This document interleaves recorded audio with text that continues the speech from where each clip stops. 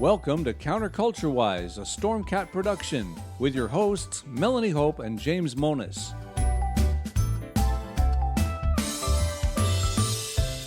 The views expressed on this podcast are those of the hosts, our guests, and the dog, and do not necessarily reflect the views of any of our platforms, our advertisers, or any other dog. As you listen today, please remember, we are so much more than a podcast. All of our stories we discuss are linked in our show notes on CounterCultureWISE.com. Visit there for commentary, guest photos and links, animations, and fun merchandise.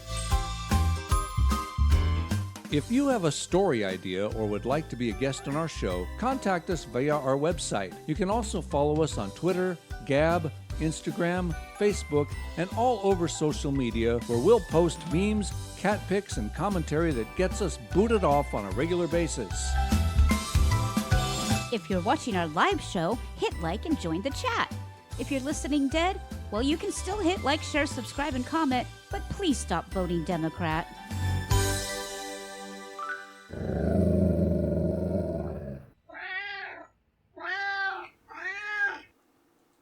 And with the meows of the Maca Meow, we start another CounterCultureWISE podcast. Hooray! It's going to be a fun one today. This We is have lots gonna of be fun good. things to talk about today. Lots and lots. Well, and welcome lots and everybody lots and as we begin every show. I am your hostess with the mostest, Ms. Melanie Hope.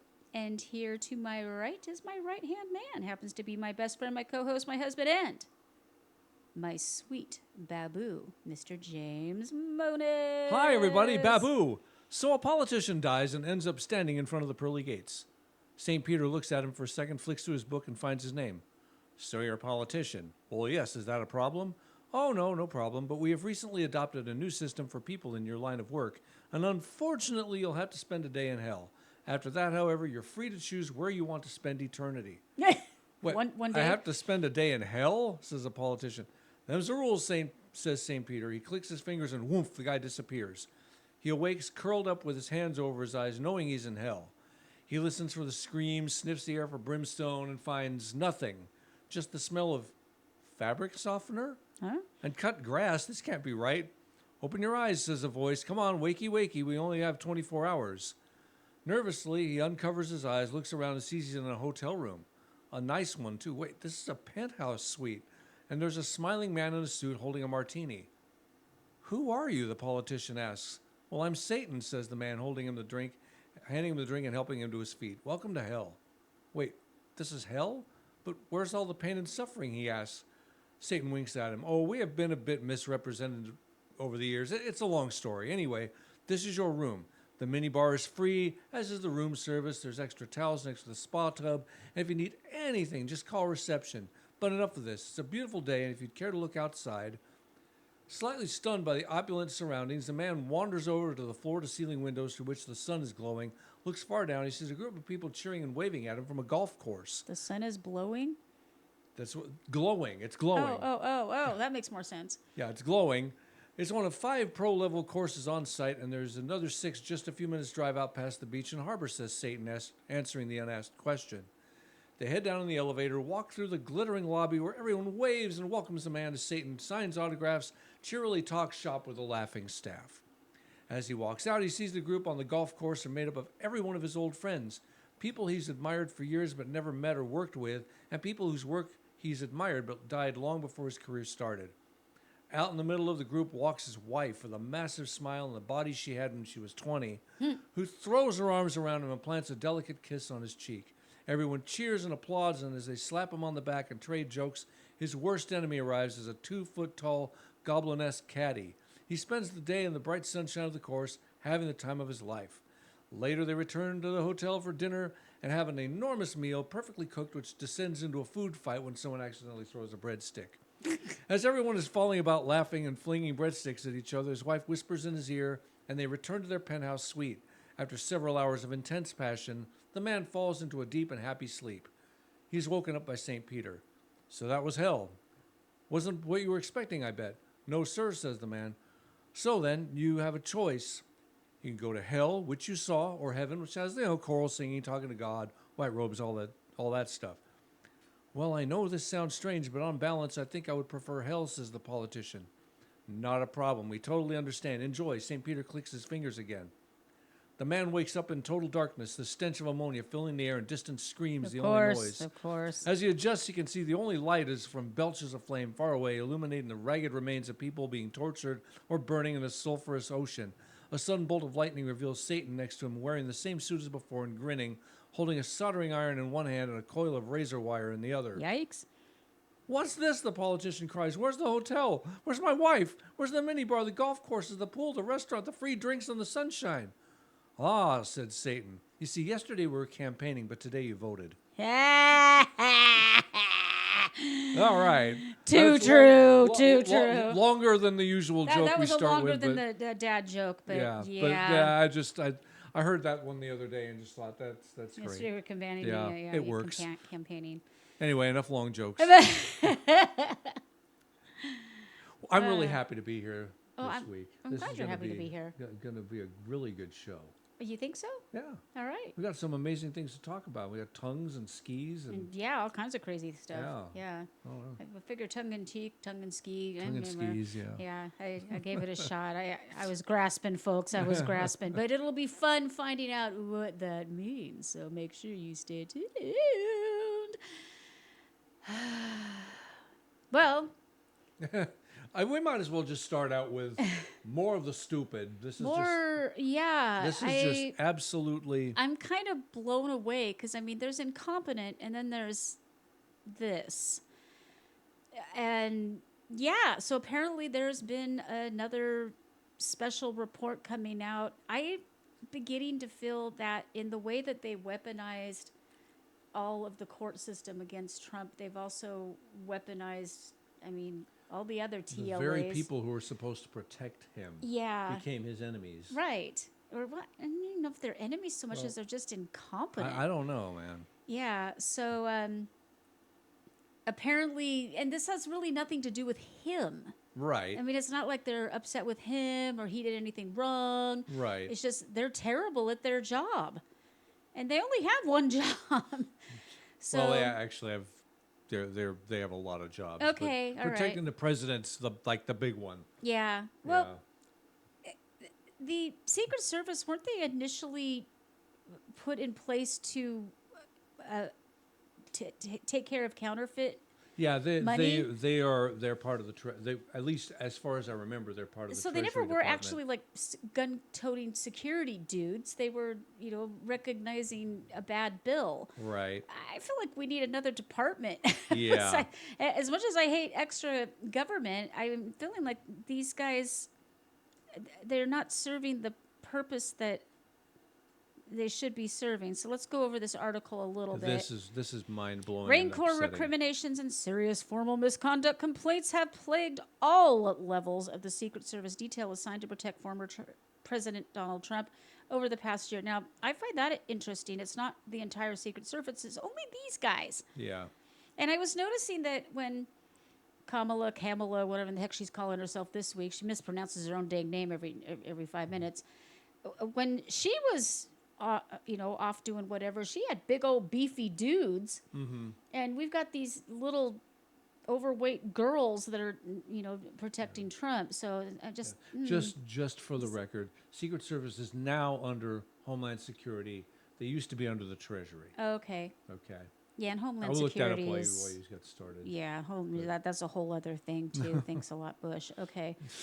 Trump's regular detail team, a force of 60 employees, special agents, and support staff, has been beset by internal division, long workdays and weeks, and constant stress. Last year, the team lost one of its members to sue. Oh, my. Among the allegations are accusations of improper or fraternization within the team, debilitating mental health issues, because that's what I want in somebody's gonna Department of protect the Homeland president. Security, yeah, or us. Non-merit-based promotions, of course, so DEI hires, conflict of interest issues, unfair retaliation, do not be a whistleblower in this day and age, and the creation of inappropriate memes and social media posts, because of course. On May 15th, the top 2 leaders of Trump's detail sternly dressed down the entire 60-member staff in a virtual meeting announcing formal investigations into what they argued were serious misconduct violations. Ruh-roh. Several sources in the Secret Service with direct knowledge of the online meeting tell this particular publication. Sean Curran, that, by the way, all links are available at CounterCultureWISE.com. In fact, if you would be so kind as to just drop everything right this minute, and wherever you're listening, Crash, hit bang, like, boom. hit share, hit subscribe. Oh, yeah, do all the things. Leave us a 1,000,000-star review. If you don't like us, just only leave us 5 stars. And share. Share this podcast. Get it out there. Remember, if you are just listening blindly, we do have the video versions of this available everywhere good podcasts are found, and also YouTube when they let us be up, which is less often than not. But also you can head on over to CounterCultureWISE.com, where we link all of the articles we talk about, all of our sources, some extra stuff, commentary, and of course ways that you can support the podcast. You can send us cash, you can buy our crap, all kinds of ways that you can help us out and help yourselves out too. So check that out. Noise. I just thought I'd get that in there. All right. So the detail leader and top boss, Sean Curran, and his deputy, Matthew Piant, I'm glad there's not an S in there, complained of rumors, innuendo, and toxicity among the detail, as well as selfishness and immaturity. I say you just fire the whole team. Just It's not bye-bye that easy. and get somebody new in. It's not that easy. I wish it were. I think Trump needs to hire his own bodyguards. And We were not talking rely. about that a couple of years ago on Yeah. this show. Yeah, absolutely. I wouldn't trust. I wouldn't especially- completely trust them. Especially with this regime and Yeah. the way they're pretty much just installing Kamala without even a vote. They reminded all employees that they had worked to mentor and train them, and up to this point had refrained from referring agents and support employees for discipline, even though there had been violations that could have reported to agency headquarters for investigation. Why? Why had they not done that? Curran and Piant complained that they were not getting the same treatment and response from the team. Over the past year, the 2 leaders have been the target of formal complaints, and some members on the team viewed the all-hands lecture as an effort to turn the tables and retaliate on those complaining about their leadership. Piant spoke first, accusing someone at the detail of stealing from another, but he quickly shifted to harshly condemning an incident in which a teammate took cell phone photos of 2 members of the support staff sleeping in a command post while guarding Mar-a-Lago and circulating those to others on the detail. So they're literally asleep on the job, and instead of being reprimanded, they got memed. The number 2 on the detail deemed the prank a betrayal of the team for the purpose of humor and gossip, according to the detailed accounts. Yeah, they should have been fired. 2. We're not talking just like one narcoleptic dude or one person who was ill. We're talking 2 people who probably regularly did it. Mm-hmm. And then we wonder how Epstein didn't kill himself. Yeah. Those encountering the sleeping individual should have simply held the team members accountable by waking them up. With a nudge, more like a slap in the head. Pian also argued that taking the photos of individuals who fell asleep and circulating them among the other staff made those team members less safe and endangered the mission. It made those team members less safe? Not, the president? He told the entire team that pranks and the divisiveness showed a lack of basic human decency or a lack of basic maturity. You're in one of the highest security details on the planet, and you can't be grown up enough to do your dang job. He then announced an investigation for potential policy violations and promised consequences for those exercising bad judgment. Well, I'm sure glad they're inspecting themselves. I'm sure that the foxes guarding the hen house. Yeah, really I'm sure that'll come out perfectly. Yet some rank-and-file members of the detail team familiar with the sleeping incident said the real outrage was that the individuals who fell asleep while guarding Mar-a-Lago were, to their knowledge, never disciplined, even with photographic evidence. They noted that at least one was the daughter of a retired former Secret Service leader. Oh, yeah, we kept talking about DEI. We forgot about Nepotism, Yeah, yeah. all right. Oh, DIN, cool. you All right. got it all. DN. Who remained influential along the agency's top brass. Sleeping on the job at Mar-a-Lago this spring, the critics said, was especially egregious because of a series of recent security breaches across the Secret Service, including one in which a drunken intruder entered Biden National Security Advisor Jake Sullivan's home in the middle of the night. That's not terrifying. Oh, my God. That incident occurred in April 2023, even though Sullivan has 24/7 Secret Service protective detail because of the high profile and highly sensitive nature of his job. Folks, even those who aren't, quote, quote, on our team should be protected. This is ridiculous. That's the whole point. And we're paying for this. Just remember, we're paying for this. Karan spoke after PN, expressing deep disappointment in the team, echoing the contention that the pranksters had put their teammates' safety. Okay, we don't care. There's another one here, though. He mentioned the guy who unalived himself, arguing that all members of the team should be especially attuned to mental health problems. Duh.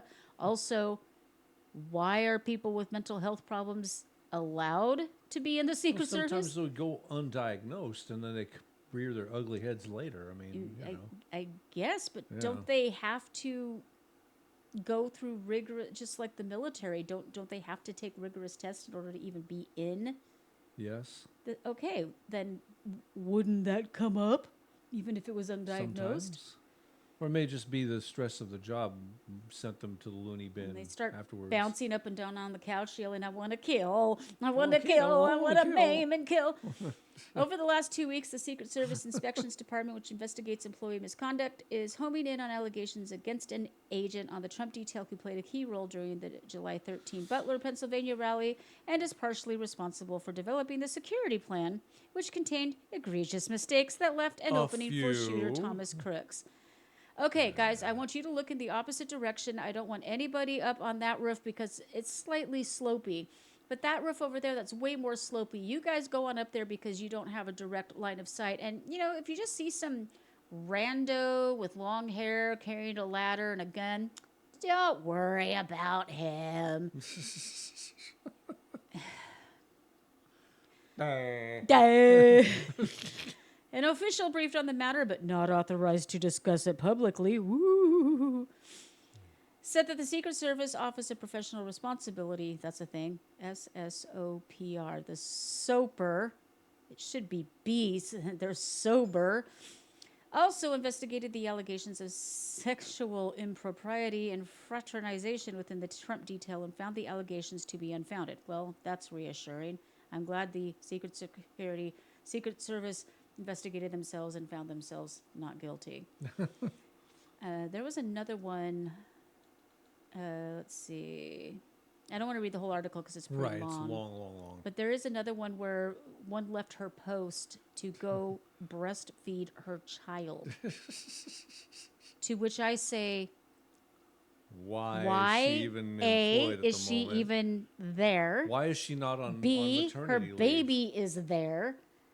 And C, they felt it was appropriate to have a breastfeeding woman in a security role where she could get killed.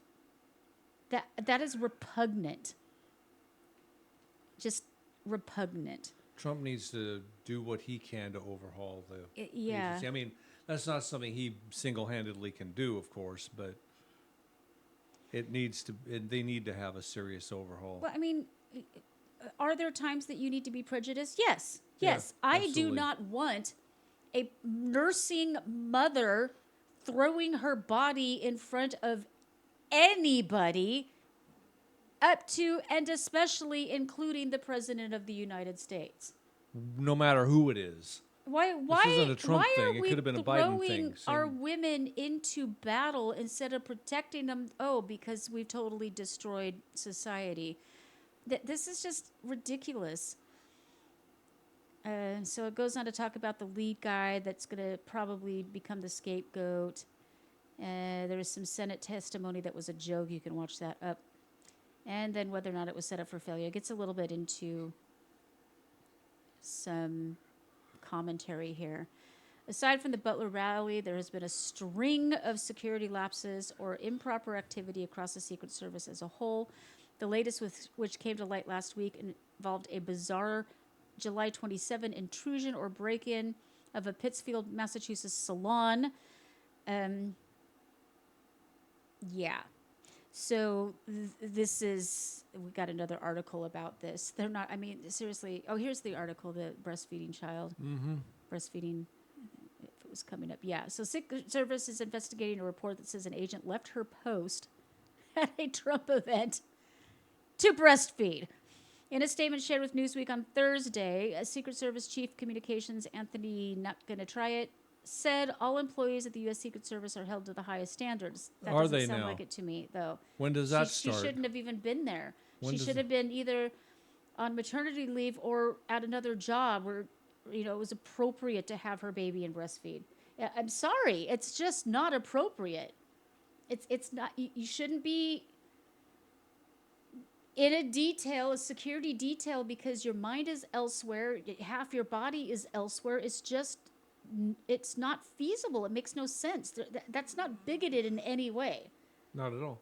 I also wouldn't expect, you know, somebody in a wheelchair or somebody like me who, you know, walks with a cane and you know, can barely hobble about. Right. Or, you know, somebody blind or deaf, you know, it just, I mean, you can get hired by them, but that's for behind-the-scenes work, the administrative stuff. But you being shouldn't an be. agent on the street, Yeah.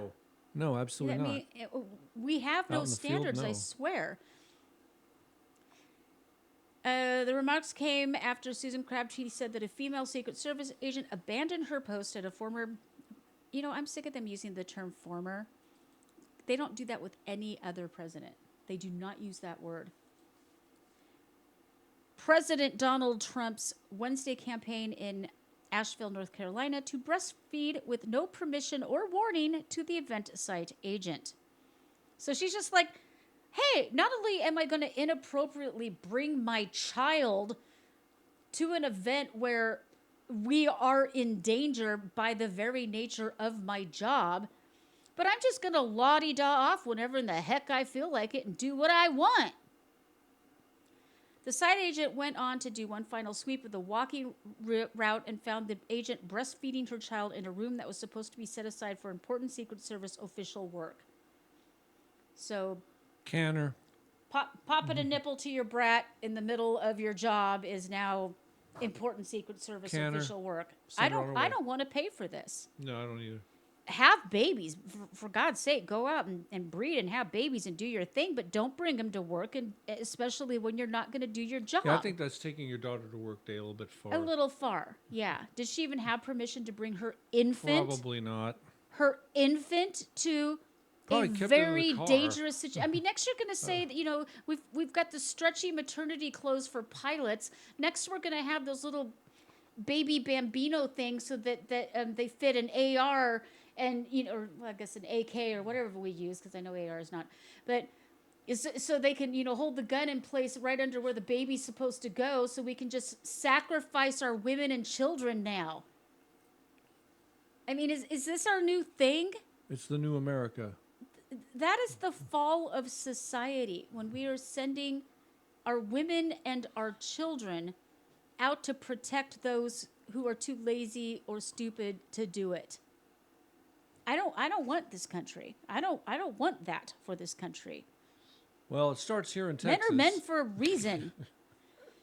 Crabtree noted that a working Secret Service agent on duty is not allowed to bring children. Duh. She said sources told her the agent, who was from the Atlanta field office, was accompanied by 2 other family members. I'm What sorry, does this lady. You need to be fired. And prevented from ever getting a government job at all ever again. Yeah. Okay.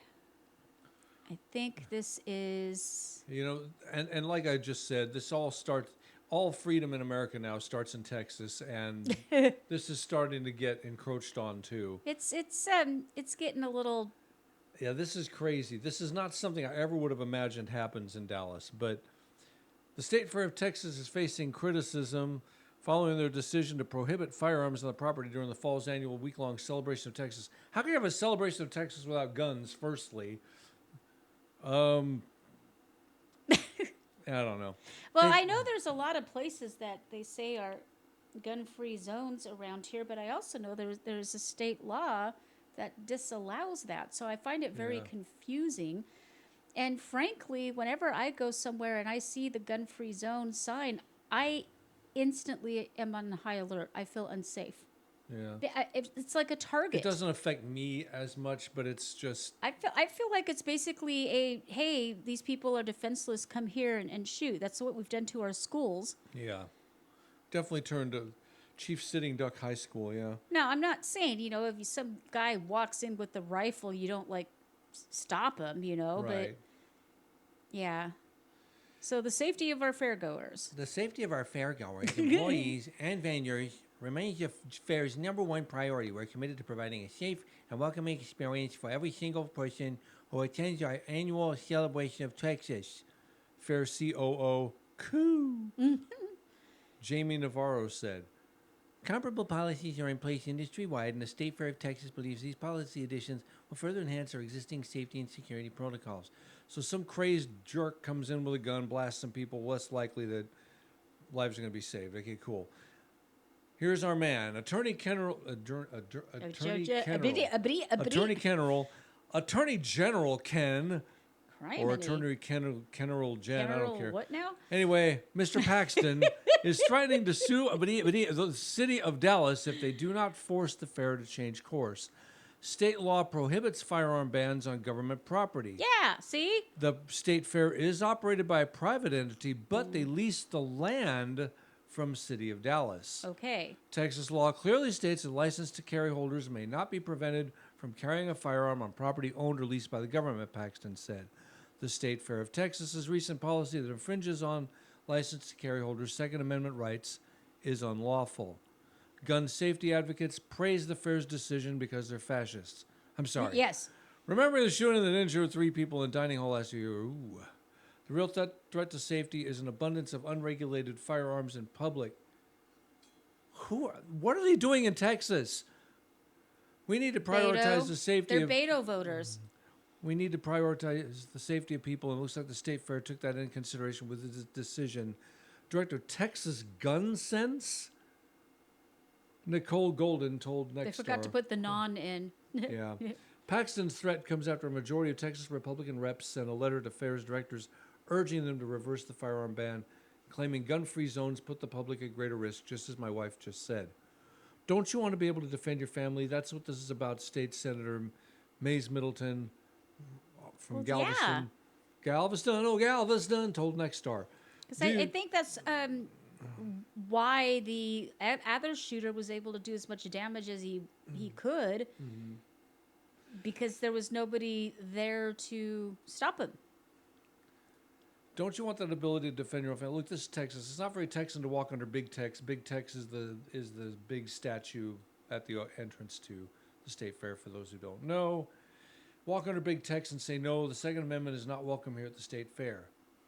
The fair's Carissa Kondo, told Nexstar they stand ready to cooperate with the city of Dallas as needed.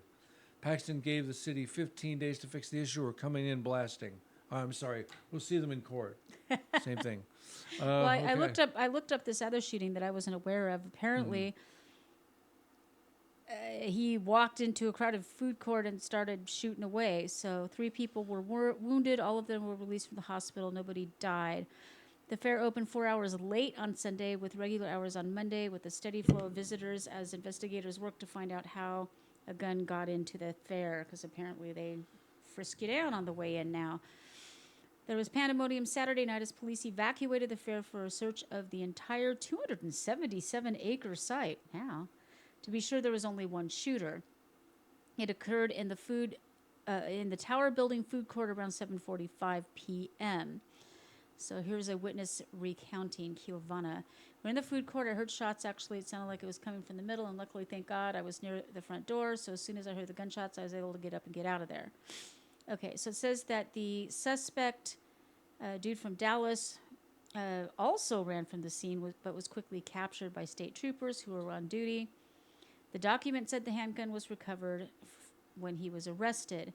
He told officers that a group of big men approached him and went into defensive mode to protect his family. Big starts with a B like black. Is that the problem? Not saying anything. I see no pictures, so I do not know.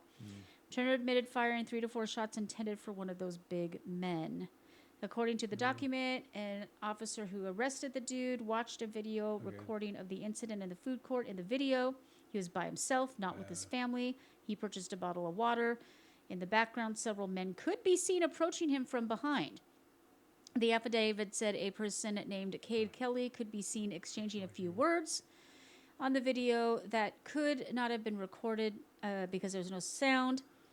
Kelly had nothing in his hands and did not reach for anything. The affidavit said dude pulled out a handgun, began shooting at Kelly, and in the process wounded 2 other people. He's not even a good shot. Yeah, he sucks the shot. I want to apologize for what I just said. I have no idea why I said that. I don't know. It was dumb. The, I retract there are what I said. assumptions, but you just don't know. The affidavit said the detectives interviewed all 3 of the shooting victims and 2 cooperated, but Kelly did not. So we can look up.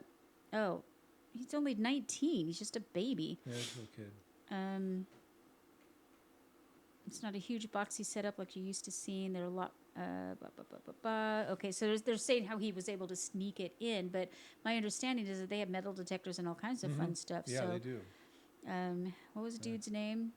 I'm specifically trying not to read dude's name because I don't like to give them credit because Here's sometimes. his picture. Oh, His picture okay. So what you said wasn't off. wasn't off, but I still don't want to assume anything. Yeah, but what about big guy? The guy. His last name is Turner. Cameron Turner. So we don't know. I don't know what the situation. We is. don't really know. He might have been kooky. The guy might have threatened him. I mean, I think it's well within reason that here's a picture of dude. Well, within reason that he could have been indeed threatened.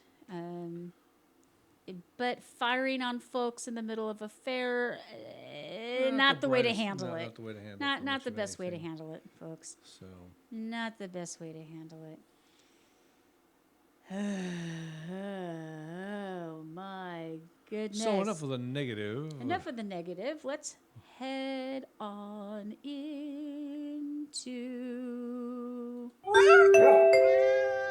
CounterCultureWISE is proud to present News of the Weird and Wonderful. Here are your hosts, Melanie Hope and Jim Monis. Those cartoons look disturbingly like us. They do. Yeah. Yeah, I don't know if I captured the caramely color of your eyes. No, you did great. I do like the muttons. I need to go back to muttons, or did you want me to try a ZZ Top or Santa Claus thing instead? No, I really like the muttons. Okay, all right. Yeah, it's your face. You do you, boo. Well, no, but I don't want to like suddenly pierce my skull or something just to. Yeah, I don't feel do like that. doing it. Don't Okay, do all that. right. There's enough going on up there. I don't know how to take that, so We I'll don't just need take more. it. I'll just take it. That's all. That's all I'm gonna do. Don't need more. That's all I'm saying. We don't need more. Okay, this one's fun. I'll let you read this one. Okie dokie. It looks like an attempt at Middlebury. Middlebury? Middlebury. Middlebury. All right. Middlebury. Everybody say Middlebury. Middlebury. Middlebury, Middlebury. right. It's Middlebury somewhere, and Well, it has to be to score a somewhere. I world would hope record. it's somewhere. yeah, there was an attempt in some town called Middlebury this past Saturday to score a world record for the number of dogs to attend a film screening, failed by around 10 pooches. But organizers. What, they only missed out by 10 dogs? That's like a Yeah. litter. All they needed was one pregnant dog and they would have made it. Related to the Middlebury premiere of local filmmaker Andy Mitchell's new documentary, Inside the Mind of a Dog, continued to pour over video to see if the initial count of 210 pooches might have been understated. The Independent reported on August 1st that Mitchell had hoped to collar, so to speak, at least 220 dogs Nicely written. for the August 10th screening of Inside the Mind of the Dog, which released on Netflix August 9th to considerable acclaim and viewership. I'd like to watch that. I don't see any of the dogs actually watching the movie. Now, some of them have their heads pointed that direction. Anyway, a count of 220 would have eclipsed by a single pup the existing Guinness World Record for most dogs to attend a film screening. And there's some Oh, pictures the of people Goldens. with their cute Goldens. It's nice to Yeah. see everybody getting along. I'm not seeing any fights or anything. Ah, so they missed it by, By that much. Sorry about that, Chief. You're better at it than I am. I've watched it longer than you have, and I've seen every single episode. You're also a dude, so that Yeah. would stand to And reason. now the first half of our title. Yeah, of the first today's half of show. our title. Oh my God. Oh my goodness. She's not a bad-looking woman, but No, oh my. no, she's not a bad-looking woman at all. All right, Texas woman's tongue is the world's widest, not longest, widest at 3.11 inches. A Texas woman was awarded Guinness World Records title for the surprising contents of her mouth, a 3.11 inch wide. Now I got to measure my tongue. I want to know how wide my tongue is. I never even considered that before. Don't you have the sudden desire to measure your tongue? I know it's about an inch and some. It's not. It's average. Yeah. No, I don't really have a desire to. It's average. It's just. It reminds me of when I was a window salesman, and I'd go to great detail to talk about How do what the. you how do you measure your tongue? Let's see. You're gonna Oh boy. It's like when I try to sell custom fit windows. I say, well, they're just average winders. No, I don't care if they're average winders, okay? Only the best on this show, folks. Mine's 1 3/4. Yeah, that's about Okay, right. you want to lick my ruler? That's a negatory, good buddy. Anyway, Okay, well, we actually have video of this lovely lady. yeah. Leiko's tongue is exactly as wide as the average length of an adult woman's tongue, 3.11. So, average length? Yeah. I would try to measure the length of mine, but I'd probably end up losing it on losing my Yeah. lunch. Her tongue is actually one, I inch think wide. that's supposed to be inch wider than it is long. Yeah. When measured from the epiglottis, the flap of cartilage is located behind the tongue. It is neat and kind of funny. She actually has a really good sense of humor about that. So I'm going to share the video with full understanding that YouTube will take us down, but I don't care because YouTube can go suck an egg. Right, Birdie? There's a birdie right outside the window saying, yeah, YouTube can suck an egg.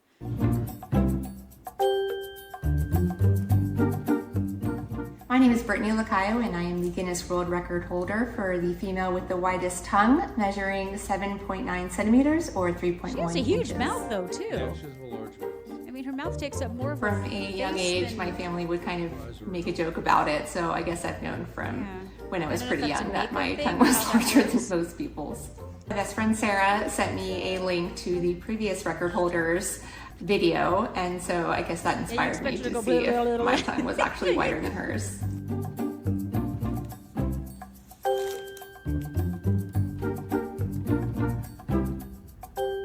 So that's like the official ruler that you have to bend. Wow, look at that thing. Crazy. That's like that. Yeah. How does it feel to hold this world record? It is neat and kind of funny. Noise. I wonder who just came up to her and said, do you know you have an extra wide tongue? I think she was aware of it after watching her schoolmates stick their tongues out. Yeah.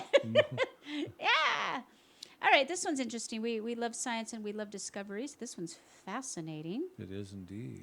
A fossil hunter in Mississippi recently unearthed an intact mammoth ivory 7 feet long. That's pretty darn long, folks. That's insane.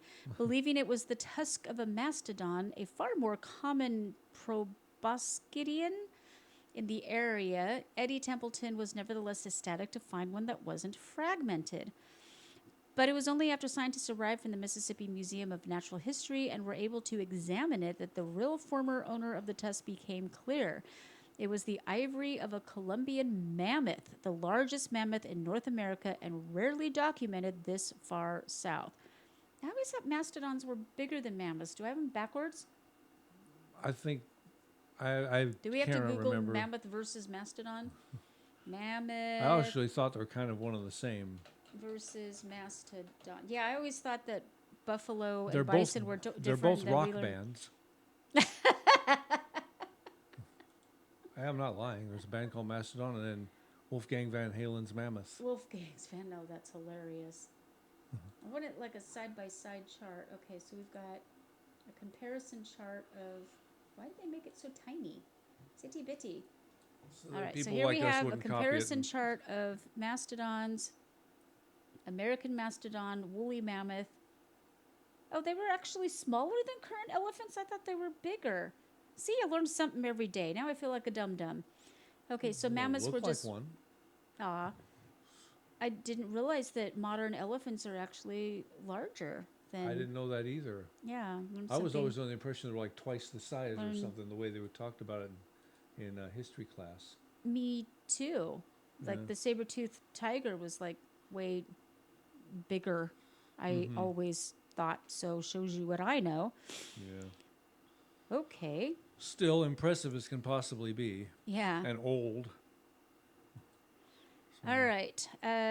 He has found mastodon teeth, jaws, saber-toothed cat gnashers, and other Ice Age treasures, but the size, majestic curl, and rarity of the ivory surely places it not only amongst the most remarkable finds of Templeton's career, but among the most remarkable in the state's history. So how do you go looking for things like this? Do you kind of get an idea of, oh, they hung out around here, Yeah. and if I start poking around, I might find it? Is that how that I think works? that's how that works. Something along those lines.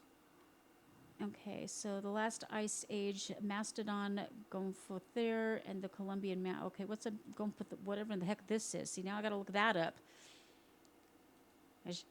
I want to know what this is now. A Gompa. How do you pronounce that? Gampahuzi was it? A Gompahuzi was it? Okay. Those are those really weird ones where instead of a trunk they have. Those are Kind of weird looking. Kind of a snout thing. Yeah. So Yeah. instead of a trunk, it has kind of a snout looking kind of. Yeah, I remember seeing those in history Yeah. class. That is weird. I don't remember seeing That would these. be a very scary monster to come up Yeah, against. I would- But yeah, I do remember seeing pictures of that when I was younger. Oh, he has like a little itty bitty trunk. Mm-hmm.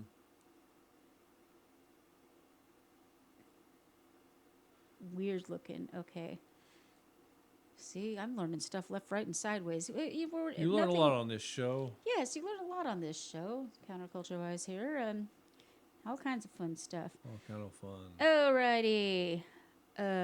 What you got for me next, Jimmy? Well, you wrote in here that I won a T-shirt from the National Enquirer, and I didn't write that.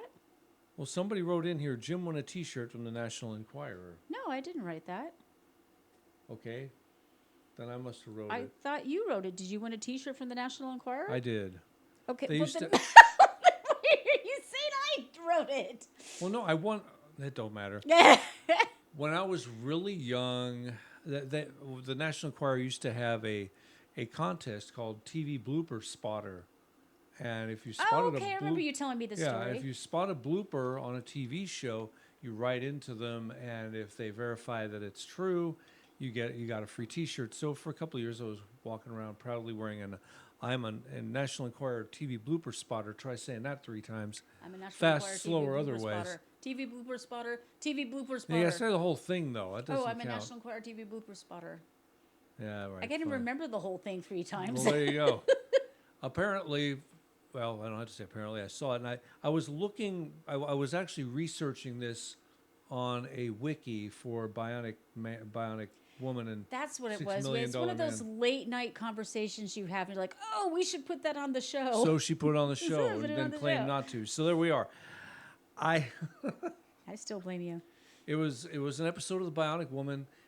I'd never found which one it was because the people who did put this wiki together haven't completed it. But in one, and it also could have been Wonder Woman, but I'm like 90% sure, 95% sure it was Bionic Woman. She tears off the door of a helicopter, and then about a few minutes later, the bad guys come running around the helicopter looking for her, and the door is miraculously put back on. Now, if you go over a list of bloopers and gaffes on the Bionic Woman, the continuity people were on drugs. They were just drunk. They were passed out in the corner going, "Blah, where's my money?" It seemed like almost all of them had some continuity error, or her arm is bionic. Why would she feel pain in her bionic arm? It just kind of that kind of thing. So Well, yeah, I never understood. Like he had like legs and one arm, and she had one arm and an ear. Yeah. And I never understood why she had to move her hair away from her ear in order for the bionic to Yeah, it was kick called in. the bionic hair flip. Is that? Yeah, it actually was a And thing. how can you rip the door off of something with only one arm? I don't know. I can't even open a pickle jar with two. I can And barely she's open a ripping pickle doors jar off with of two. I mean, helicopters with well, one. It was a fun show. I love that show. Are you kidding me? It had that bittersweet. From all accounts, the woman who played Jamie Summers was Lindsay Wagner. She was really Lovely really nice, woman, yeah. lovely lady. So Yeah. yeah, Good chemistry when they had crossovers as well. yeah. It was interesting. Didn't they One jump other the interesting- shark and have a bionic dog or something Yeah, there they for had a a while? bionic dog, and there was the Bionic Woman. The final season, they moved it from ABC to NBC. So you had that Oscar guy. There were two characters who were on both the Bionic Woman and the $6 Million Man, and they were simultaneously playing the same characters on two different networks. So that was weird. That is weird. That doesn't happen very often. Yeah, you'd think that the franchise would have stayed in one place. No, they moved it to NBC for some reason. How weird. I don't know. That is weird. So there's that. But yeah, I mean, and so I think they put my name in the National Choir. I don't even remember. All I remember is a T-shirt, because you want me to do anything. He will Offer me a free T-shirt. He will hoard himself for a T-shirt like you wouldn't believe. It's absolutely the truth. Did you know that they give you a T-shirt when you run a marathon? Well, that fixed that problem. You know, that might have just cured me. And I ain't running no dang. I'm too old for that. I don't know. That's not true. There are 90-year-olds running marathons. Yes, That's not, my stepdad Sam runs marathons, and you're his age. Same age Yeah. as my dad. there we go again. Yeah. Yeah. Hey, he still does it. My baby brother's doing it, but he's 20 years younger than us. Wow, he is transformed. Yeah. He's like Charles Atlas body now. He went from chunky monkey to stud muffin. Yeah, he's rocking the beard and the handlebars down there in Australia. Yep. If you're listening, and I know you're not, hi Paul. Nah, he never listens. But hi, baby bro. He's upside down and 24 hours ahead. So Well, that means he's hearing it before we're recording it. That's even true. better. That's even better. I always wish him happy birthday the day before his real birthday, because I get it backwards. To continue, The second half of our title, another world record breaker. This one's pretty this video is fascinating. kind of freaky looking, but it's pretty yeah. cool. A British daredevil broke a Guinness World Record by skiing off an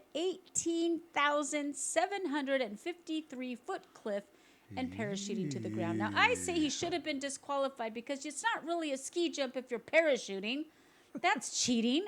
It's just basically I could jump out of an airplane with I could jump out of the space shuttle with skis So on and you'd say, oh, rather now he have I the- deserve the title. So you'd rather have the title of world's craziest suicide? Is that what you're saying? Well, all I'm saying is, if you're saying it's a ski jump, it's a ski jump, not a parachute base jump.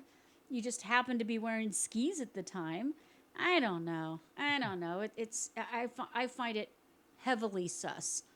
Heavily sus. But here's the video. Whoa, look at Josh Bregman go. There This he amazing goes. feat of bravery There he allowed him to goes, achieve there the he record for the goes. highest altitude ski-based jump, Yeehaw. jumping from a staggering height, 5,716 Yikes. meters. Joshua Bregman. That is about as tall as Kilimanjaro, which is considered the world's tallest freestanding mountain. The rules to this record state Yeah, I that don't he know if must that's ascend brave for a so much minimum as of just 10 crazy, seconds but, before you a know, controlled you do landing you. There's a and fine continued line on between the to ski two. down the slope. Yeah. Joshua travelled all the way from the That I UK would to not Nepal do. to No. break this Nope, nope, record, nope. Suspension going to a bridges, mountain skinny range old in the Yeah. Himalayas. wobbly. No. Joshua and his team spent over 2 weeks preparing for this I'm gonna attempt, bring a barf bag which with me included the whole hiking time. through Well, they go on and on about preparation and this and that, so you can follow the links at CounterCultureWISE dig him to see everything that he did to prepare. But basically, lots of training, hiking, finding the right spot, clearing the place, doing yardy, all the things. We've reached a sad milestone. It's the 10th anniversary of the death of one of my favorite entertainers. Well, a lot of Yeah. people's favorite entertainers. And, By far, one of my favorites. I had the privilege of seeing Wow, Robin there's no Williams. segue at all. There was no like transition or nothing. You're just know. like, oh yeah, look at the guy jumping off a cliff. Okay, And now, now let's talk about the dead guy. talking about the dead guy. A guy who Wow. should have died and a guy who should not have died. Anyway. Yeah. No, Yeah. now. No. I don't mean should have as in he deserved to. I'm just saying, More likely, especially with the way we lost this one. I mean, Yeah, I'm it's still. sad. I had the privilege of seeing him live once, and he was just unbelievably funny, and unbelievably brilliant. Robin Williams was amazing. So we but- thought, as part of our weird and wonderful, leaning more toward the wonderful side, that we would share this story. It's about something that happened a long time ago, but Sally Field just shared this story this last week, so and we figure that's it's timely. She's America's sweetheart. What she basically is. Yeah. Hasn't aged A day. at all. Yeah. All Well, right. So, hair in a coloring heartfelt helps. revelation, actress Sally Field shared a moving story about the late Robin Williams during the filming of the beloved movie Mrs. Doubtfire. I know you want to do it. Do it. Hello. I knew he wanted. I could see it in his little eyeballs. Yeah. I keep forgetting Robin Williams had blue eyes. I don't know why that strikes me. Because he has such dark hair. The story, which she recently recounted to Vanity Fair for the 10th anniversary of his. Has it really been 10 years? Yeah. I hate being so old that I can remember things that feel like it was just yesterday, and we're having 10-year anniversaries now. Do you know there's a whole group of voters who weren't alive for the September 11th thing? I know. I don't know what you would call that. There's Disaster. like adults now word Attack? around. And they don't have the foggiest notion. It's just. There's also it's- been 47 years since Elvis Presley died. Wow. Yeah. I don't remember that because I was just a wee child. Oh, I remember it. Do you? Yeah, I was actually delivering newspapers, and a friend of mine from school walked up to me and said, "Did you know Elvis died?" I'm like, "Wow." And my parents were like, Elvis, I won't say they worshipped Elvis, but they had a lot of his albums, a lot of his What 8-track year? tapes. What year was that? 1977. Okay. So I came home, and Mom was just sitting on the couch with a look of shock and upset on her face. I said, "Yeah, I heard." So, Yeah, I was 6, so yeah. even if my parents did react to it, I don't think I would remember that because that there was a lot going on that year. I do remember John Lennon Oh, yeah. I because we remember played that a one. lot more Beatles in our house than we did Elvis, and I remember my mom was just absolutely beside herself. Well, it wasn't supposed to happen. He was only 40, Yeah, you know. too young. But anyway, Anyways, his intuition. Field described a day on the set when she received devastating news her father had passed away after suffering a stroke. And that is always a very sudden thing. Despite her grief, Field tried to continue working, but Williams immediately sensed something was wrong. He gently pulled her aside, asked if she was okay, and upon learning of her loss, insisted that she be allowed to leave the set. Sally recounted the story to Vanity Fair as follows. Robin came over, pulled me out of the set, and asked, "Are you okay?" She said, "Yes, why?" "I don't know. I just thought I'd ask that." No, I'm not, Robin. My father just passed." "Oh, my God, we need to get you out of here right now." Thanks to Williams' insistence, Field was able to return home, contact her brother, and make arrangements for her father. Reflecting on that moment, she noted, "It's a side of Robin that people rarely knew. He was very sensitive and intuitive." I think that's why he did what he did, because he was so sensitive. I mean, he wasn't 27 when he did what he did. You know, it's tragic. He was older, though. And I know Yeah. he was suffering. And his best friend Bob Goldthwait has contended more than once that Robin would not have done this to himself under normal circumstances. That it was actually his Louis' body dementia that he had that led him to do it, because he just didn't have control over himself anymore. But hard to say. Hard to say. Yeah, I know nothing about that It's a disease. horrific thing to have. Yeah, Let's leave it at I- that. All right. And for one last wonderful before we... And this photo, oh my gosh. Yeah, we were going to show video of this one, but this photo says it better than the video did. Yeah. This was insane. In a remarkable display of courage and quick thinking, a bus driver in Aurora, Colorado, saved the lives of 14 children after their school bus caught fire on Tuesday. Now, this person should be a Secret Service. Now, yeah, this guy needs to be Paying given attention to stuff. That's what you do.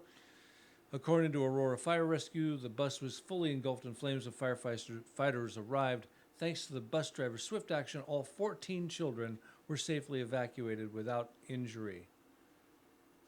Look at that photo again, folks. Ay, ay, ay. Yeah. So That escalated quickly. He's a hero. He's a hero. Got They all don't those mention the kiddos out. guy's name in this particular article. Maybe but that's by choice. Maybe he Yeah. didn't want that, or she. Yeah. I don't know. I guess they keep saying he. They express their gratitude, saying, "We want to give our utmost thanks to our bus driver for his awareness and quick action. His response kept everyone safe. The safety of our students and staff is our top priority, as it always should be." And by the way, this fire started in the engine compartment. It was accidental. There was no weird And it's stuff. probably going on. just a mechanical issue. Some of these Yeah. buses are ancient. Yeah, yeah. Some of Yeah. these date back to the 70s and 80s. They're not spring chicken buses anymore. Spring chicken buses. Okay. And on that note. On that snort. Now see, that's why we can't have nice things.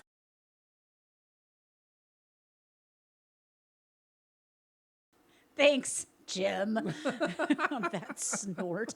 Thanks, Jim.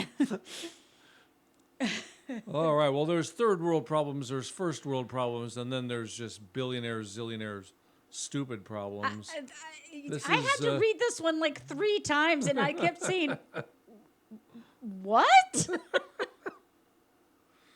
Oh my gosh. So the headline reads, "Billionaire accused of stealing sand from a public California beach." You heard it here, folks. You heard it here, folks. First, yeah. Okay. Here first, folks. All right, off you go, Jim. Off I go. A battle over sand. That's what 2 billionaires are apparently fighting over after one apparently accused the other of stealing mounds of sand from a public beach in Malibu for his own private construction project, the Los Angeles Times Isn't that reports. something you can have brought in by truckload? Especially if you're a billionaire. You're a billionaire. It probably wouldn't even be that expensive. According to a lawsuit obtained by the Times, Milwaukee Brewers owner Mark Atanasio has been digging up sand from exclusive Broad Beach, not Broad Bench. Why would it be Broad Bench, Mo? Couldn't tell you, Mo. The lawsuit was filed by his neighbor, James Kohlberg, the son of Jerome Kohlberg Jr., one of the founders of private equity firm Kohlberg, Kravis, Robertson Company. Those guys are zillionaires. I'm confused though. They're a private equity firm. They buy up companies and split them up and resell them and make tons and tons of money. They Yeah. did that with Nabisco most famously, but lots of That's others really funny too. because my first thought was people who go to Costco and buy big boxes of Nabisco products and then split them up and sell them, $3 and $4 yeah, bucks only a on a piece. much bigger scale. So that's basically what Yeah. they do. Only that it's makes with sense. corporations, not cookies. I'm confused though. Why is this guy suing the other guy if he's stealing it from public property? It should be the government going It's after him. probably a personal vendetta thing. This case is about a private property owner using a public beach as their own personal sandbox and disturbing conversion of a public natural resource, i.e. sand from Broad Beach, not to be mixed up with Broad Bench, for a nearby homeowner's personal private use, the lawsuit stated according to the publication.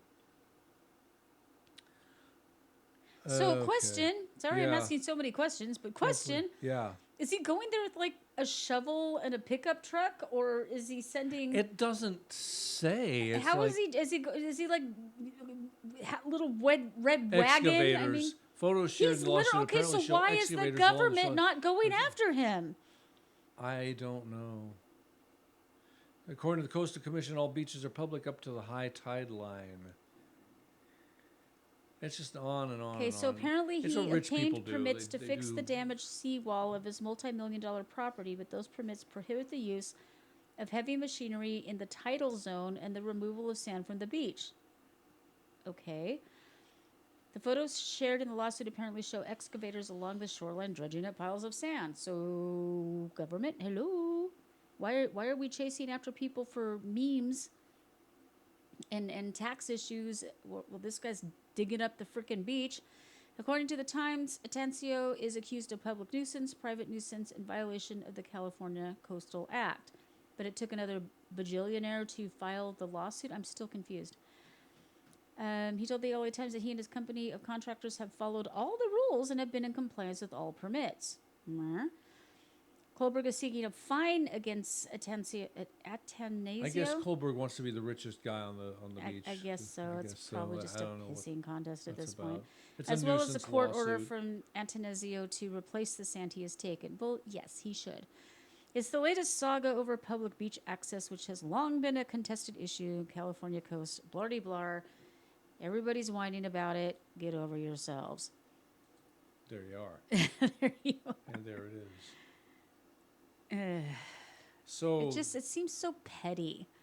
And yet at the same time, you could actually cause some damage. Mm-hmm. You have to be careful. I mean, you could literally harm the beach. I mean, okay. So this one was reported on by a number of outlets, including Stephen Crowder. Stephen Crowder's Louder with Crowder show. But sadly, we had this before he did it. It's just our show isn't on every day like his. But okay, whatever. That's all right. We'll be copycats this time. Well, yeah. This one cracked me up. I ran across this one last week. I'm like, oh, we got to have this on the show. So apparently, this person, who is now a former food service director for a South Suburban school district, pleaded guilty to stealing $1.5 million worth of chicken wings over a 19-month period. Now, how much ranch or blue cheese did she steal too? I want to know where you put $1.5 million worth of chicken wings, and how do you in your eat face, them? Blah. And here's an interesting thing. You can't. This is for a school district. Mm-hmm. You're not allowed to use actual chicken wings because it's a choking hazard. Right. You can use the boneless and you can use the fingers and you can use the nuggets, but you can't have the actual wings. So how was she able to order any at all ever? Much less order it again. Oh boy. Who's their accountant? Because I need a side gig. Vera Liddell, 66, who works for Harvey School District for Harvey, 152 for more than 10 years, has been sentenced to 9 years in prison. 1 year. One for almost each year you were in the school district. She was charged with theft and operating a criminal enterprise. Okay, if there was an enterprise, there was some sales. I wonder if BF Dubs was involved somehow. Little was responsible for placing orders with Gordon Food Services, a main supplier for the district, and Gordon should have known better as well. According to prosecutors, she placed the orders for the chicken wings from July 2020 to February 2022, billing the district but keeping the food. Even though the article says should say keeping. If you need an editor, I'm here. We're available.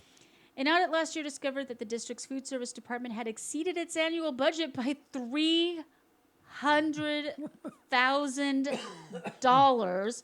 Hey, I think you should have a look at this. I think we should be throwing more money at school districts. Yeah. With the school year only half over, prosecutors said the business manager for the district uncovered the invoices for the chicken wings. Uncovered? Who? Where is their accountant? Oh, yeah, see, here it is. That's an item that typically wouldn't be served to students because they contain bones. Durr! I don't want bones, boners, or anything bone-related anywhere near children. Stop it. Criminy. I just... How did she get away with it? That's what I want to know. Yeah, the people that weren't paying attention, like the accountant. Well, like everybody, I mean, you have to get those things approved. You can't just up and order them. Even if you're the one in charge, you still have to go through an approval process to even order them. And multiple people dropped the ball on this. Multiple people dropped the ball on this. And just so we're clear, here's a picture of the lovely lady. I'm not saying anything. I'm just saying chicken wings, a little on the nose there, honey. A little too much. A little on the nose. I mean, what does she eat? Chicken wings for breakfast, lunch, and dinner? Well, it said something about enterprising something, so I don't know what she did maybe with them. she's But selling them or giving well, them to it the seems to homeless me, or though, I to don't know order what. that many, you would have to have like a freezer truck or something to relocate them. I can't imagine. But it was over a long period of time, though. It was over over, what was it, 3 years? something like that. Still, 2 years. 2 years.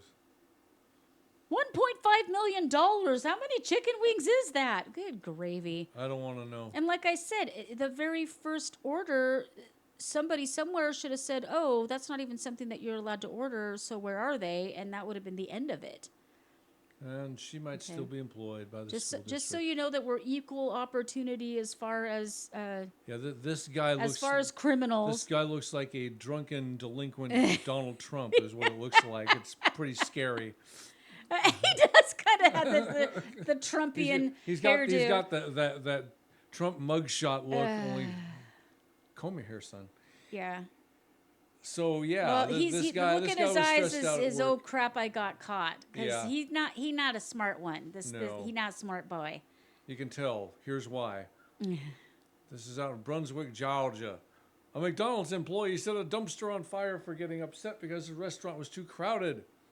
I have too much work to do. I'm too employed. Shut up. Ah, these babies. 34 Actually, he's year old 34. He's still a there's baby. no excuse then. 34-year-old Joshua Darrell McGregor was arrested in April of 2023 following an accusation of arson at the McDonald's location he worked at.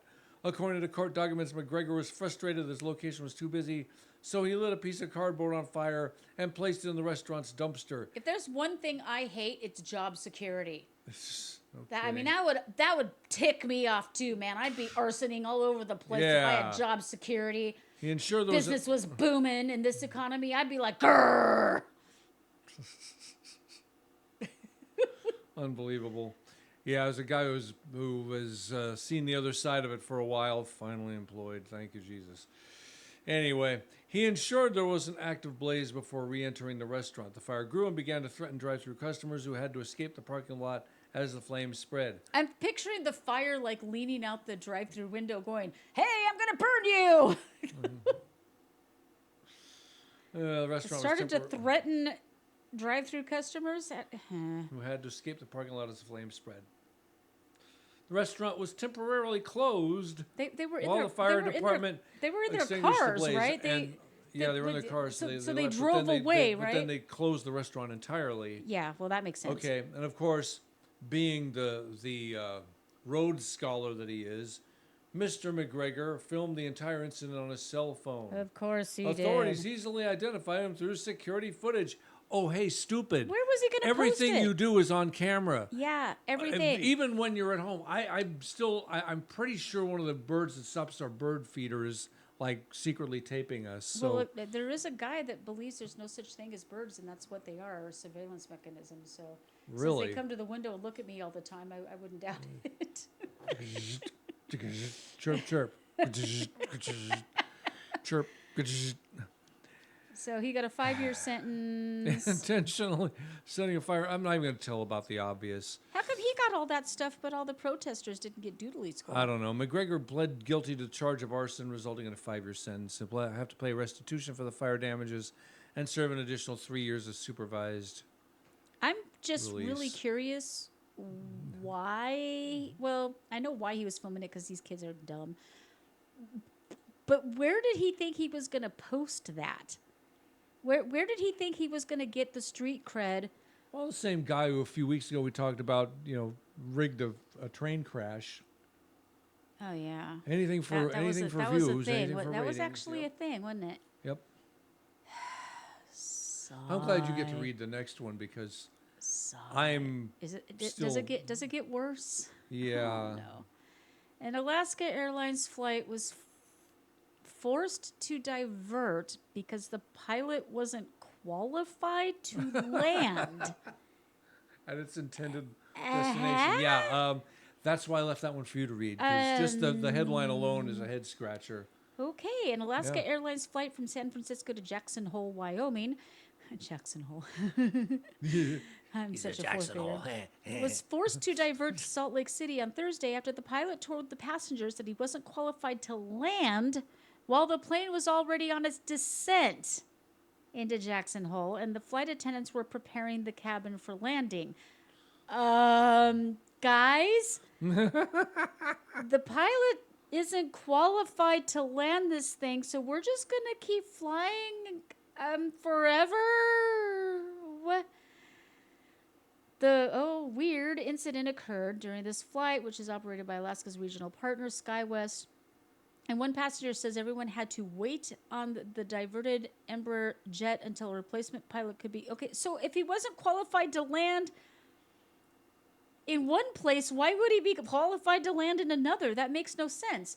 Sharing the story on Reddit, a passenger said the flight attendants were busy preparing the cabin for arrival when the pilot suddenly came on the public address system and told them they would be diverting to Salt Lake. Wouldn't you hate to be that pilot?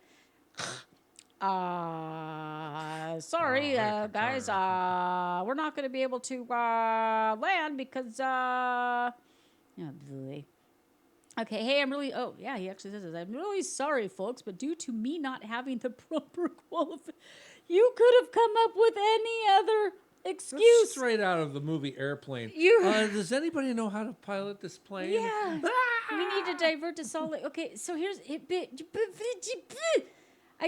To me, not having the proper qualifications to land the airplane I am currently flying, we need to divert to a different airport where I will magically be able to land this beast, so no worries, don't panic. I think it has to do with the difficulty of landing in that particular airport, but I'm sure. Shouldn't that have been worked out before they took off? I'm confused. Okay, this time we did land in Jackson, but it was perhaps the bumpiest landing in the descent I've ever experienced. Overall, we landed about 3 hours later than we were supposed to because of an unqualified pilot. The question is, though, how did the captain end up on a flight to an airport that he wasn't qualified to land at in the first place? No. DUH. The question is, why do we have any pilots that aren't qualified to land anywhere? I want the pilot of my airplane to be able to land on the Empire State Building in the middle of the I-5 corridor between Seattle and wherever. LA. Tacoma, just How for the far does that giggles. go? I want my pilot to be qualified to land on the water in the middle of the mountain range. I want my pilot to be able to land on the shortest or the longest Orange County. runway anywhere. I do not want pilots able to fly a plane they cannot land, period.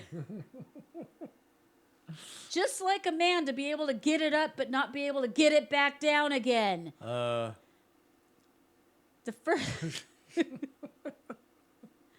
The first thought is that there's some sort of scheduling error, although it was more like the more likely, and that they didn't know. Did he not? He got on the airplane. He's like, oh, okay, yeah, we're flying to Jackson Hole, and then 2 hours later, he's like, wait a minute, I can't land in Jackson. He's sobered up. Oh God! You're That's what probably happened. you're probably right. I'm probably right. He's sobered up. Wait a Wait a minute. minute, I can't land in do it. Jackson Hole. Jackson Hole can be a particularly tricky airport to land at, given the fact that it is located more than 6,500 feet above sea level and is surrounded by the Teton Mountains. One could even say they're grand. To make flights into Jackson Hole even more challenging, the airport sits in a valley with highly variable weather, which means that aviation safety authorities can set so-called minimums, which simply refers to the lowest altitude at which a pilot can descend during an instrument approach without having the runway in sight. Sometimes newer pilots or crews who haven't had specific training to land at more challenging airports will have high minimums imposed on them by the airline or regulators. I have an idea. How about they get the specific training before they make the big birdie go up in the sky? call me crazy. I don't remember getting my driver's license and being, oh, you know what? I'm not qualified for yellow lights, but I should be able to drive as long as I don't hit any yellow lights. I can drive through most of California, but I'll have to skip Henderson, Nevada, and I'm not going to be able to drive through Wheeling, West Virginia either. I'm just not qualified to drive through those. I've only studied yield signs. I can't do detour signs. I'm only qualified for the left side of the road. I'm unqualified for roundabouts. Yeah, you, me, and everybody else. Yeah, well, there's that one. Four-way stops, forget it. Nobody's qualified. All I know is when you come to a four-way stop and you don't know whose turn it is, it's my turn. So sick of, no, you go. This isn't the chipmunks, honey. Just frickin' go. After you. Oh, no, after you. You were here first. Go. Okay? Now it's my turn. Now you get a 3-second figure yourself out, and then it's my turn. Okay, if the weather had been fine at the time of arrival, the original pilot would have been able to land at Jackson Hole. Okay, ladies and gentlemen, I just want to put this out there. If I were to ever get on an airplane again, which I don't think is going to happen anytime soon, given everything that's going on with doors flying off and pilots not being qualified to land the bird they're flying, I want my pilot to be qualified to land in any weather. At any airport. At any time. Around the world. And particularly the plane he's flying, if that would be swell. Or she. I'm not picky, as long as you can land. In fact, I want you more qualified to land the airplane than you are to fly it. I want you to be more qualified to land the airplane than pretty much anything else you will ever do as an airline pilot. I'm just putting that out there. You could ride it down the highway for all I care, Yeah. but you got to be able to stop the darn thing safely. Of all the things I want you to be able to do as an airline pilot, of all the things, I don't care if you're good on the intercom. I don't care if you drink and smoke. I don't care whatever you're doing up in that cockpit, who you're doing it with, how many hands you're using. I want you to be able to land. I want you to make the plane be able to go stoppy and not kill me. That's all I ask. I'm not asking a lot here. Do you think I'm asking a lot? Not at all. Yeah, stoppy, no killy. Right, righty. Right. Oy vey. Oh no, this next one is going to hurt. The next pair of stories, they're linked together by stupidity, and I'm happy to say that Americans aren't the only Americans around anymore. The Brits are becoming more American every day, and Spaniards are becoming more American. I don't want to pin this on Americans. I don't want this to be an American thing. This is just a jerk, an imbecile, some other brass pole. It's a brass mother's pole move. Brass pole. What you said, the thing. Yeah, brass But I'm pole. trying really desperately to pole, behave. Leo, get the idea. All right, take it away, Jen. I know you don't want to take it away. You want to take him I don't away. know if I want to read the entire thing. I just want to summarize it. But a tourist was caught carving his initials into a 2,000-year-old home in Pompeii. Why? Its perfectly preserved Why? streets and still standing houses provide a unique opportunity to see how people lived nearly 2,000 years ago. A visit to the ancient city of Pompeii, frozen in time when it was covered by the eruption of Vesuvius in 79 CE, provides memories of a lifetime. Now, I've been there, and they usually don't let you touch Well, stuff. that doesn't stop people, apparently. But memories weren't enough for one British tourist who was caught this week engraving the initials of himself and his family into one of the city's 2,000-year-old houses. The 37-year-old, who has yet to be named, we'll just call him Idjit. who was caught this week engraving, is said to have made 5 engravings, the initials of his family, and the date, August 7th, with a blunt object So this one that they're on the wall. showing us isn't just one. He did this 5 times. Yeah.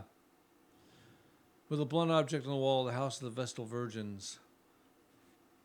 Photos of the damage show the letters scratched in plaster beside the entrance Procol door. Harmon was which was not. Frescoed red nearly 2,000 years ago. I don't even have words for this. Yeah.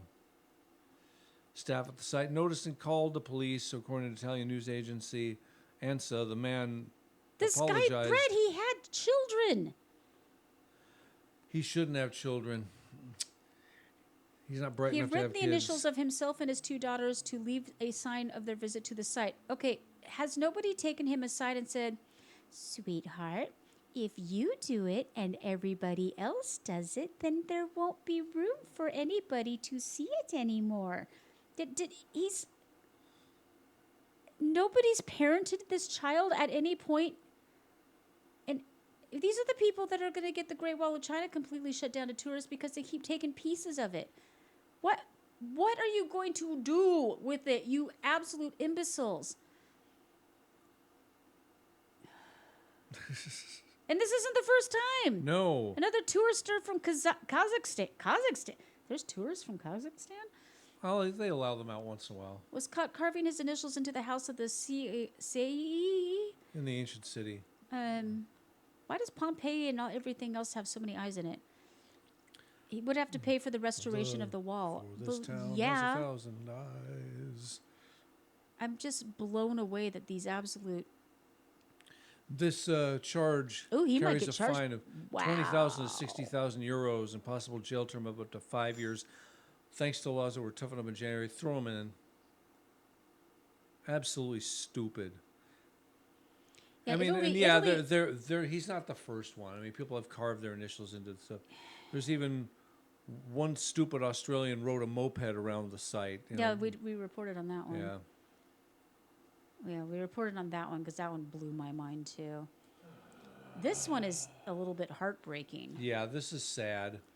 Man under investigation in Spain for pouring water on ancient cave paintings to get a sharper photo. As a photographer, I understand the impulse, but yeah, when it comes to destroying ancient history like that, So this guy damaged cave paintings that are thousands of years old by pouring water on them in order to take a better photo for social media. Of course he did. nifty. And this guy's 39 years old, so he should have known better too. Yeah, well, just like the 34-year-old who decided to set the McDonald's on fire. Yeah, Have we come? I mean, people are saying boomers are awful, and in Gen X we just don't even exist, and millennials are supposed to be a pain in the. Are these the millennials? What? Yeah, These are the millennials. I think. So basically, they just had no parents because Yeah, no parenting. we weren't or their having. parents said they were just the greatest thing on earth. And Yeah, I didn't think discipline them at I all. think what a don't lot know. of these are what you call the boomerangs, because all of our boomer parents had a second wave of kids that basically should have been our kids, but since we didn't exist, and then they were basically raised by who should have been their grandparents, so of course they didn't get any discipline, and this is what we're getting. 39-year-old man from southern Spain uploaded photos of the wet paintings to Facebook, according to a statement from Guardia Civil. The paintings affected, which were various locations in the Sierra Jardin Blah, mountain blah, range, blah. are protected on the country's heritage register, and the man is under investigation for a crime against historical heritage, said the statement. Officers from the Guardia Civil's Nature Protected Services launched an investigation in May after seeing the photos online. The photographs show that water has been poured onto the cave paintings, wetting them in order to see them better and capture a clearer image. How was he left alone with them that long? How was he left alone at all? The cave Needs paintings were supervision. made on limestone, which contains water-soluble salts. When water is poured on the paintings, these salts dissolve and then come to the surface when the water evaporates, leaving a crust that causes irreparable damage to the paintings. You shouldn't even have to tell tourists jerk. not to do this crap, but Yeah, honestly, well, now they're going to have to. And I mean, this is just like why you have all those, heat in the microwave for 2 minutes. Oh, and by the way, be careful because it'll be hot. The law enforcement agency, which is responsible for protecting Spain's historical heritage, called on residents to report any signs of damage or vandalism to cave paintings. This is straight out vandalism.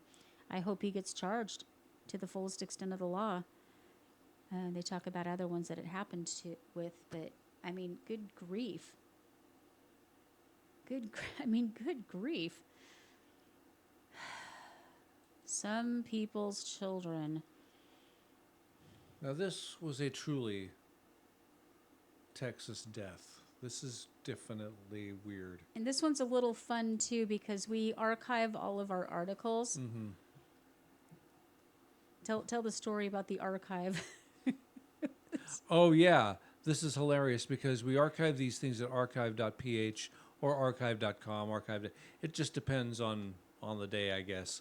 But there's always a slash and then a series of letters and or numbers. And this one is WIBRO. Or why, bro? Why, bro? I don't know why he did this. Why he was carrying both items at the same time, I don't know. I mean, he didn't live out in the woods like we do. But anyway. And not only, I thought it was darn near impossible for a firearm to discharge just by dropping it. Well, apparently, unless it's like a 6-shooter or like a revolver and you have it cocked. Didn't say what type it was, but anyway. That's the only way I can possibly imagine. You're probably wondering. Because I could probably throw my gun around all day long and it would never accidentally discharge. That's true. The Bexar County Medical Examiner's Office identified the man who accidentally shot and killed himself while taking out his trash to a dumpster on Tuesday morning. What a sad, Never take your trash out on Tuesday morning. Die. It can be fatal. Harold Woodrow Thomas Jr., sounds like the name of a president, died after being shot just after 6 a.m. at the Stratton Place Apartments. Stratton Place Apartments. Shut up. 12400 block of Who Cares Drive, not far from Jones. Who cares? Road. Yeah. According to police, Thomas was walking to a dumpster while carrying both his trash and a gun. Let's try that again. According to police, Thomas was walking to a dumpster while carrying both his trash and a gun. Did you want me to say it a third time? I just have to ask, was it anything like Killeen, Texas, where you kind of had to do that? No, this was San Antonio. Oh. This was San Is Antonio. San Antonio safer than Killeen? Because Killeen, Every place I felt is safer the need than to Killeen. carry. I felt the need to carry a gun just to walk to my car and back. Yeah. It was crazy. Oh, but they didn't have dumpsters. We had to pay for our individual garbage there. Yeah, whatever. That's when the man slipped on the wet, muddy hill. Whoop! Bang! And the weapon he was carrying fell and accidentally discharged. Straight out of a cartoon. It was a cartoon death, yeah. According to SAPD, police said he appeared to have suffered a gunshot wound to his chest, you think. Thomas was taken to an area hospital where he later died. SAPD His garbage is still there. found the gun later near the trash bags. Wow. Wow, this is a perfectly good gun somebody could have stolen. The San Antonio Police Department, pocketed. Well, there's a perfectly dead guy they would have had to, hop over Police to... determined that the shooting was the result of a freak accident. Man, I can't even believe that. That's just... sad. That would be a very sad way to go. But why? There's always questions like, what was he doing carrying a gun along with his trash? Was he that paranoid, or is there crime in that neighborhood of San Antonio? Well, and was he afraid his trash would get stolen? And was he? It doesn't say, but was it in his hand or was it in a holster? And was it? It says he was carrying the trash and the gun. That usually would imply that it was in. Yeah, there's more to this story. A gun in one hand and trash in the other. There's more to this story. There's wild animals that he was afraid of, or he had been threatened at some point. Because this is an apartment, not a house. Yeah. But like I said, I think I'm going to have to look this up to see if I'm crazy, but the only way I can imagine a firearm discharging from being dropped is if it's a revolver that is cocked and ready. Right. And that means he was ready to shoot somebody. So maybe this freak accident saved another person. Could be. Because you don't cock something like that unless you're a Baldwin or you're ready to Yeah, I'm still baffled by the whole Alec Baldwin thing. Baffled by the Baldwin. He completely got away with it. Brilliant actor, horrible horrible human being. Horrible. Speaking of horrible human beings. This is not Bubble Waters.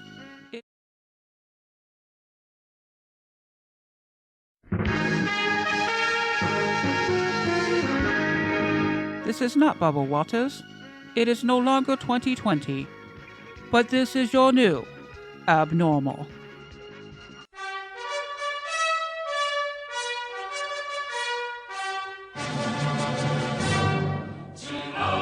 The power I have as a prosecutor is that with a swipe of my pen, I can charge someone with a misdemeanor, the lowest level offense possible. And by virtue of that swipe of my pen, you will have to go to a courthouse and stand in line. You will have to come out of pocket and hire an attorney. You may get arrested for a few hours. You will be embarrassed in your community. You will miss time from coming onto the Google campus. All because with the swipe of my pen, I've charged you with a crime, which I may choose to dismiss 2 weeks later. When all else fails, just be lovely. You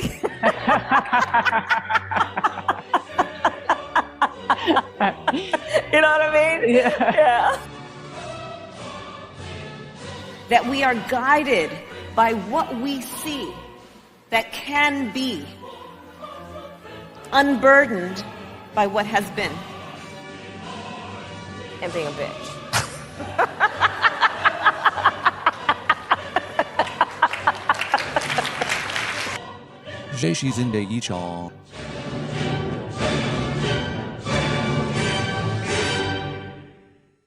You think you just fell out of a coconut tree?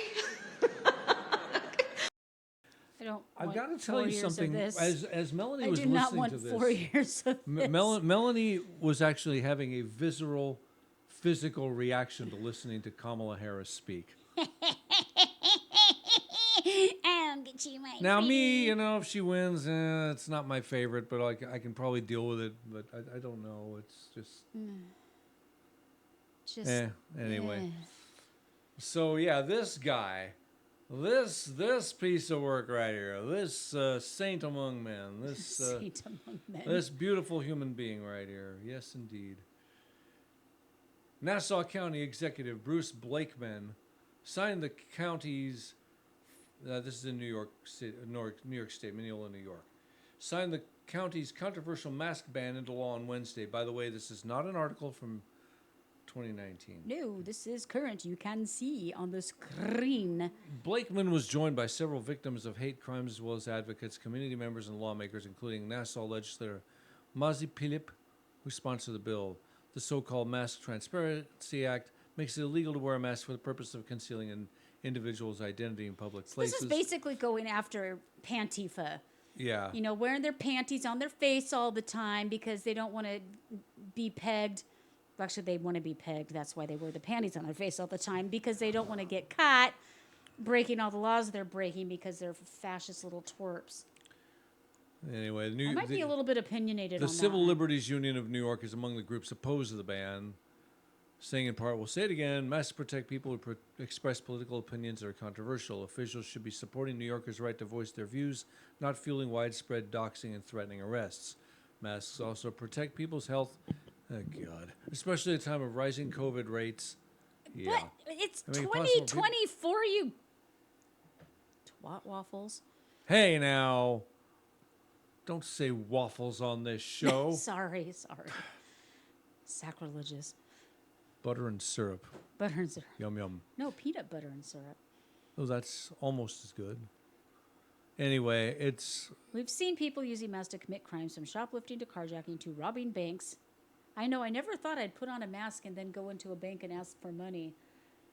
When the bans first started, when the mask mandates started happening in Las Vegas, I'd walk in wearing sunglasses, a bandana, and a baseball cap.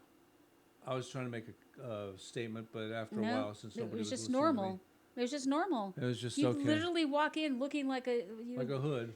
Cowboy hat, open carry, bandana across your face, and they'd be like, "Oh, stick 'em up, stranger." Oh, well, I feel safe now. I mean, it was ridiculous. Crazy. So, of course, the Civil Liberties Union is, having their little fit that they have because they always do. You sound like you're done reading this article. I'm done with these idiots. That's all I'm saying. Okay. Hold on. I got to bring up this article because I'm stuck in a vamp, Jim. So everything is just business as usual with the DNC. This is like do not ever ever call a Trump voter a cultist again. This is a death cult, and there is no other way to look at this. Look at what they're doing. Unbelievable. A van is going to be available from Plan Parenthood to offer free abortions and vasectomies. And they have an 18-foot tall inflatable IUD called Frida Womb. By the way, IUDs cause horrible, irreparable damage to women. My mom almost died because of an IUD.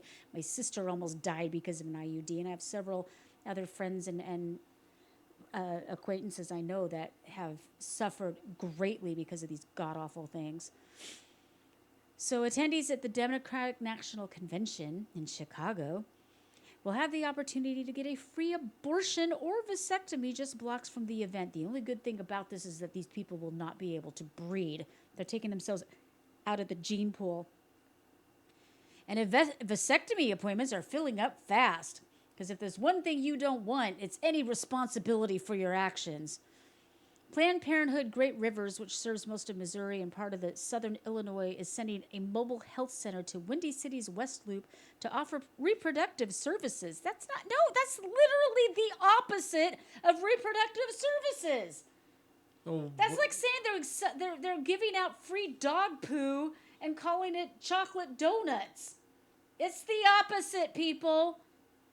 Wait till you read the X post. Medication abortions are reportedly available on both days, with vasectomies being exclusively offered on Monday. I hope so many guys get snipped wrong by these butchers. God, Lord.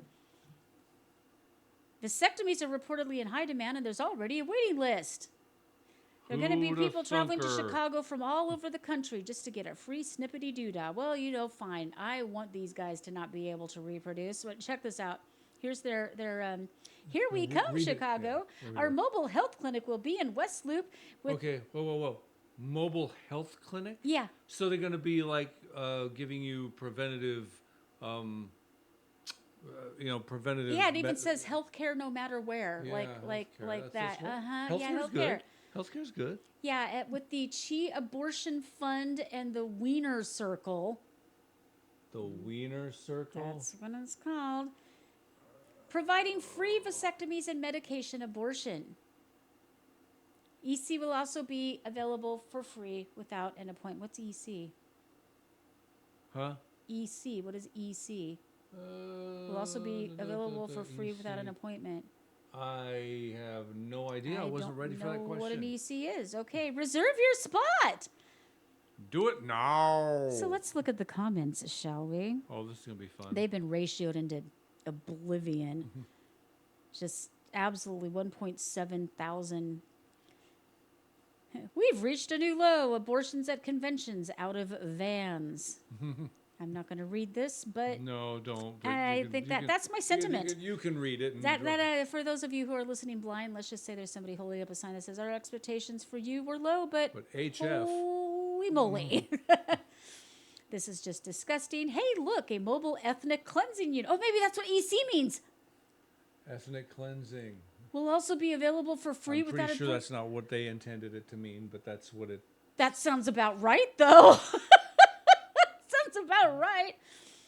Hey, look, a mobile ethnic cleansing unit. Margaret Sanger would be so proud. Weird, yet accurate, that your banner features a black woman. I wonder if she knows that Planned Parenthood was created by racist Margaret Sanger specifically to genocide the black race. And yes, she is on video saying that. It is true. She's very... Well, about video, but she was... That woman was... Oh. Now it's a depopulation free-for-all. No babies' lives matter. By the way, we are going to have new merch in our shop that says all lives matters, and it's going to have a fetus inside the black fist just to piss people off. Yikes, this is sad. Just hop on our bus and we'll suck your kid right out of you for free. Okay, well, they're not doing the sucking kind. They're doing the take the pill and writhe in anguish for hours while your child suffers and dies inside your womb, and then you still have to basically expel it as if it were a miscarriage. People don't talk about what these drugs are. If people actually talked about what the procedures were and the actual effect it had on the human fetus, yeah, I don't think there's be as many. And all these women that are out there like, I had 5 abortions. No, you didn't. You're lying, because each one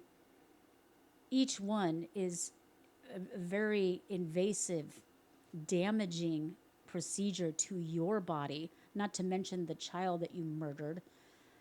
Good grief, I'm pro-choice and you people are effing repulsive. Okay, please tell me how the Democrats are not the party of death. Feel free to comment and disagree. I say that the Democrats celebrate a culture of death and Republicans celebrate a culture of life. I'll bet it's life. Forgot your either, boo-boo.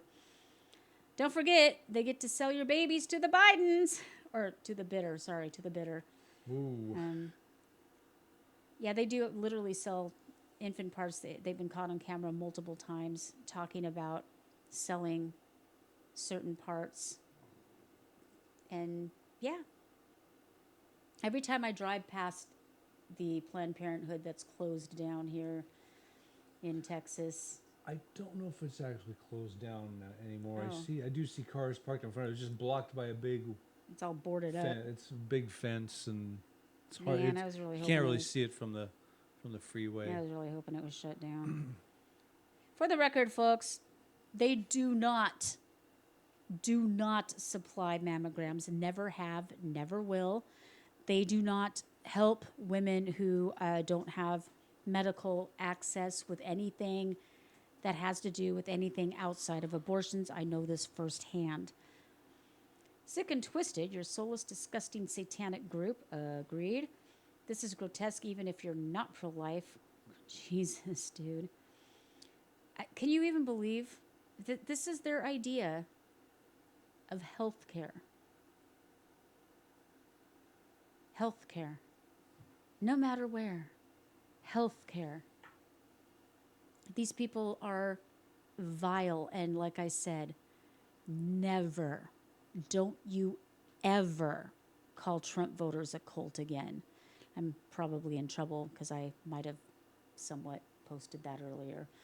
I read Try it. not to get too... I do read your posts, you know. Try not to get political on the old CounterCultureWISE one, but... But we have another one where she has another one to be more specific. Maybe? You don't know... You Maybe. don't talk about that. No, I don't talk Not about out that. loud. Talk about what out loud? Why don't you just give them our address so they can drone in and I bomb wasn't us? planning to give them the name. Just don't know about you. No one does. I am doing my best. Oh, you need to see the giant inflatable IUD. IUD. Oh, Hee hee. she's so proud of herself. She looks like that crazy lady from 2.5 Men that just the you probably aren't familiar with it. That's what she looks like.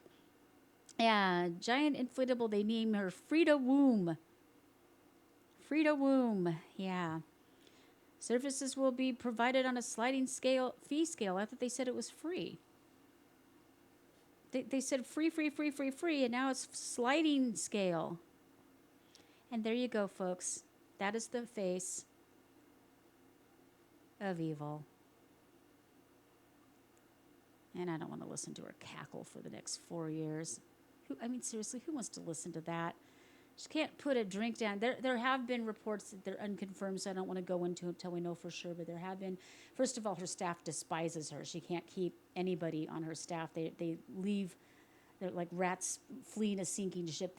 She really has a high turnover rate, and I can see why. But just go back and watch videos of her talking.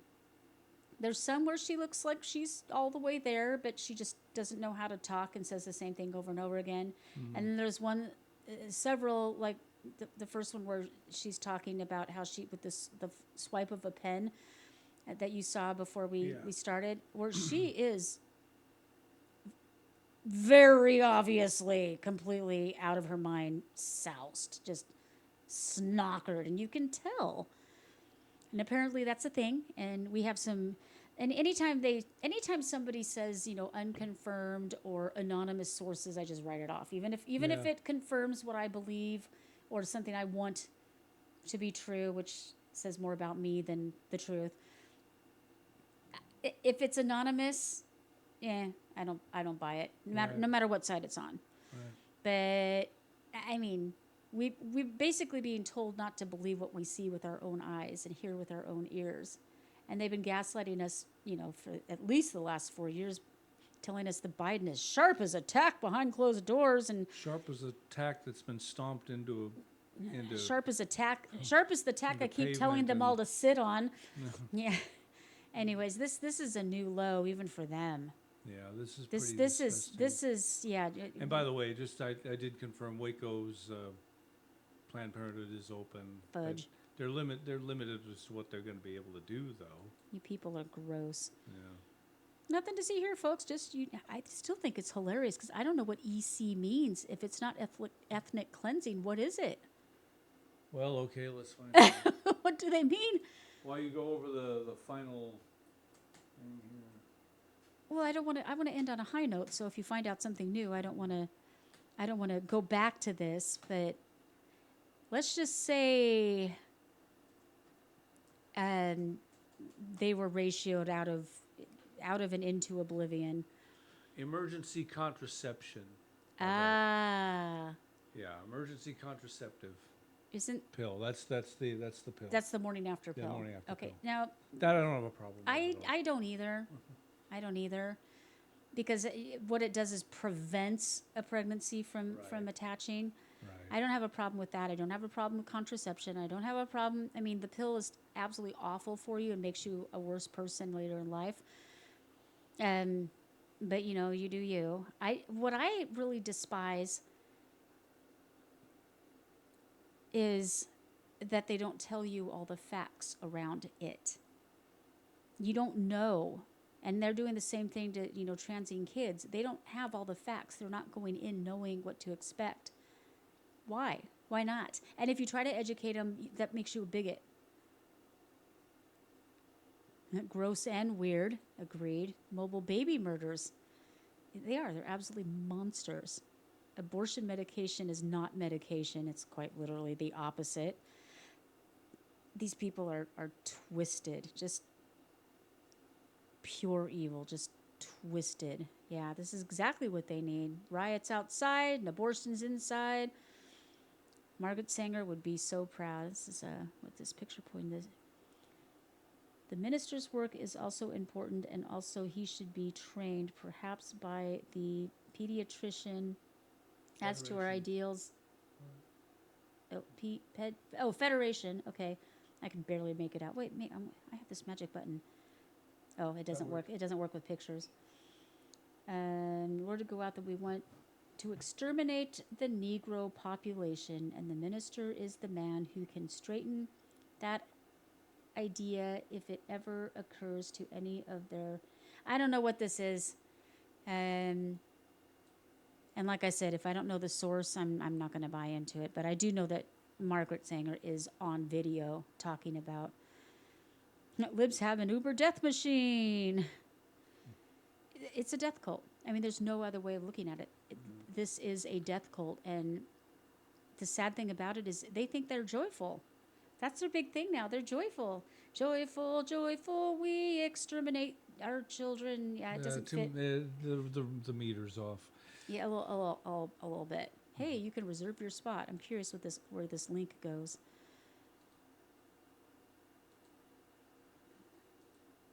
Yeah, hold your spot. Thank you for your interest. You guys are disgusting. You can get it by mail.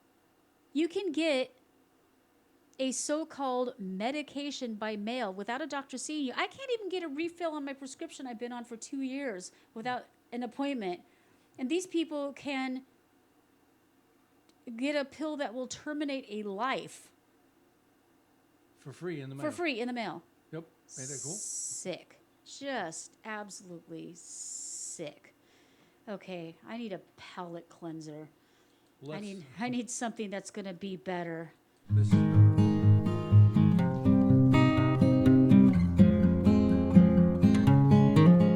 Here on CounterCultureWISE, we may rant, we may rave, but most of all, we go against the current culture because we believe, to the core of our beings, that humans are good and the world is an amazing and beautiful place. At the beginning of our show, we give you news of the weird and wonderful, but that is just the tip of the magnificent iceberg that is our world. We now present news of the wonderfuller.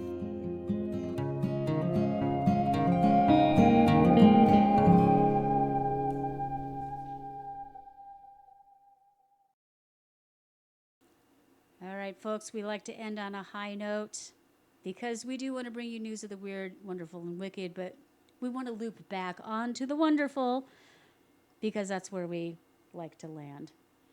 Nice. And this is Jim's department. For some reason, he sits back and gleefully does that thing with his fingers and laughs maniacally, even though technically it's not my turn. I can read it. Technically. I'll read it.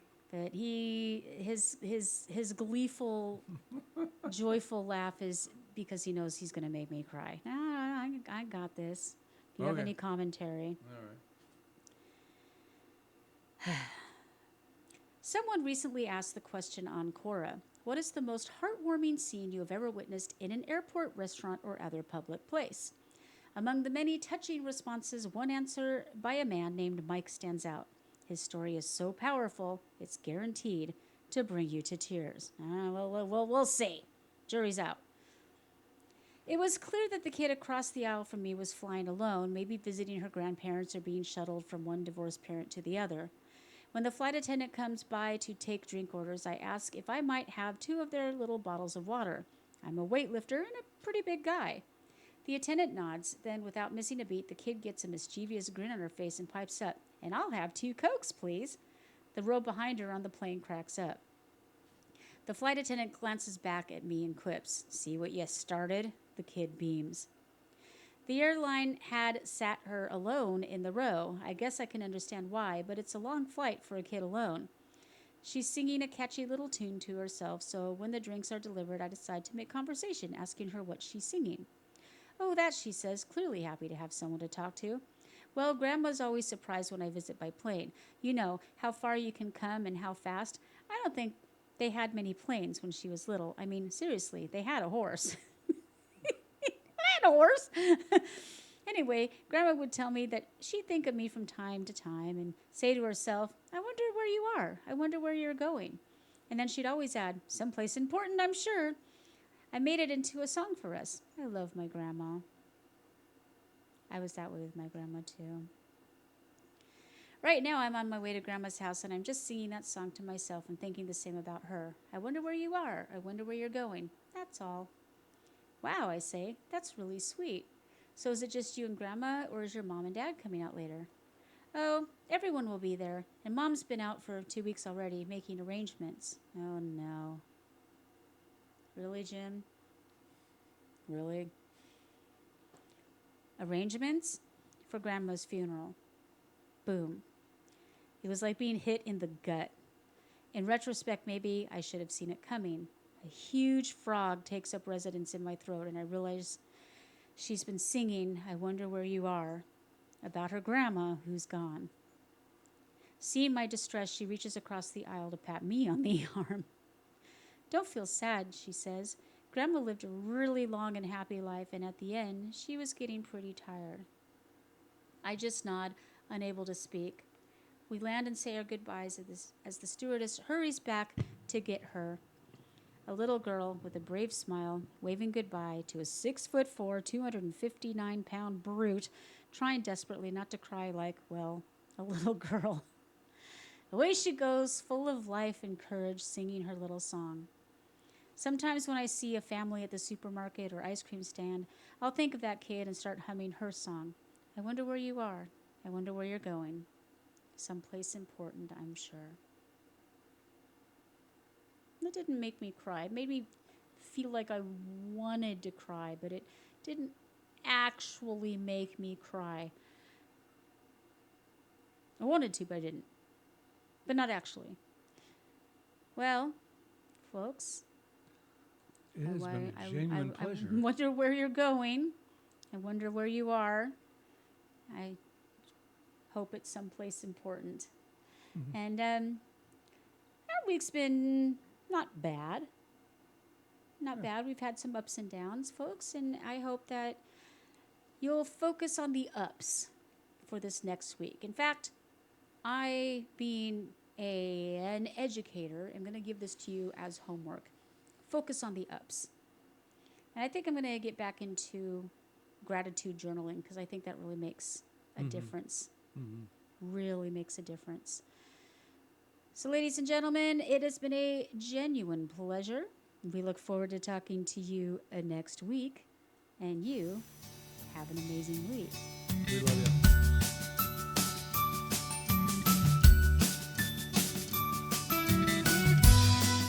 CounterCultureWISE is a Stormcat production. Thank you for joining our growing family of listeners. All links from the show are available on our website, CounterCultureWISE.com. Find our archives on any of your favorite podcast hosts. We engage in satire, commentary, and generally laugh at the ridiculousness of our crumbling society. Our only medical or financial advice is to not follow any financial or medical advice given by podcasters. Our animations, interviews, Holy Crap segment, and other videos are put out on BitChute and Rumble, and only in part on YouTube because they hate free speech. Our show is entirely funded by listeners like you. Visit our ever-expanding merch store or our Subscribe Star, where you can get outtakes, extra videos, and sneak peeks. If you would like to be a guest on our program, feel free to contact us via our website. Just click on the link at the top that says, Be a Guest on Our Show. For more fun and cat pics, please visit our Facebook, Twitter, or Instagram. For complaints about our show, please fill out the ID10T form on our website, and we will give it the attention it deserves. Meanwhile, no matter how cruel the world may be around you, always remember the importance of kindness. Be kind to each other, be kind to animals, and be kind to yourself. See you next week.